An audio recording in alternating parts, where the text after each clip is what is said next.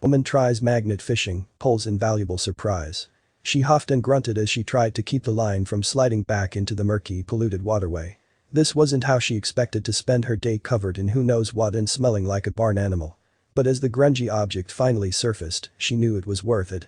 Emma scrunched her nose, shook her head, and refused her friend's persistent invitation. Yes, she loved the outdoors, but it was more in the jogging or biking wheelhouse. She would rather have a root canal than try his disgusting hobby. But her friend knew her far too well and had a trick up his sleeve. Come magnet fishing with me.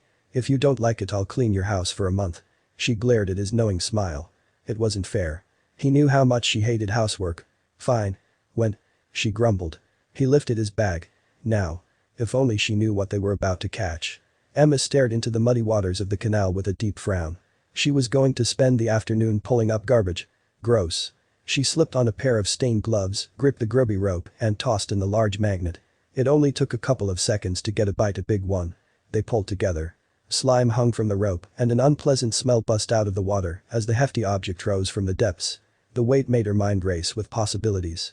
But when she finally saw what it was, her friend burst out laughing.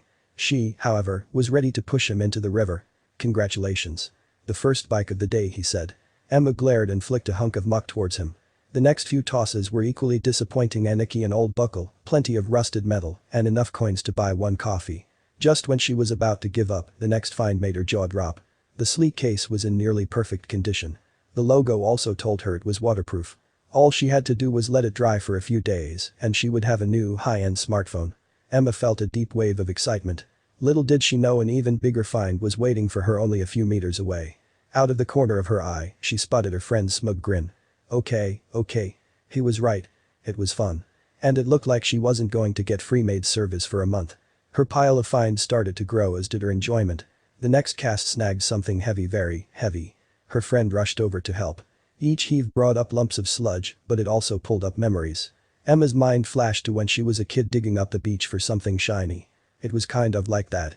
And when the metal object finally tumbled out onto the sidewalk, she stared in amazement. I can't believe it. Her friend said, that's some insane beginner's luck. Emma poked at the rusted safe in awe.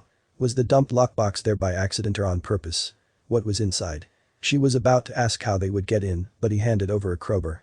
It was a rush of adrenaline, like pulling the lever at a slot machine or waiting for lottery numbers on television. Her curiosity also seemed to be contagious, because the scene had now attracted a number of curious onlookers. Emma jammed in the crowbar, held her breath, and pried the door open. Everyone gasped as coins, jewelry, and gold tumbled out with a burst of brown water. She had struck the Motherlode. It had to be worth thousands, especially one intricate diamond necklace. The big question was, could she keep it? Her friend, the fishing veteran, had a very interesting answer. As long as it wasn't anything dangerous and without identification, she could. It was the same as any metal detecting laws. As Emma stood there, gaping at her astounding discovery, she felt something new. It was an interesting itch she would have never in a million years thought possible. The very next day, she bought her own fishing magnet. There was still biking and jogging, but now she had another new and addictive hobby that would make her some new and interesting friends. There was also one more thing she had to do before she cast her next line. Her friend had given her the push to give it a try, so it was only fair that he got half of her discovery.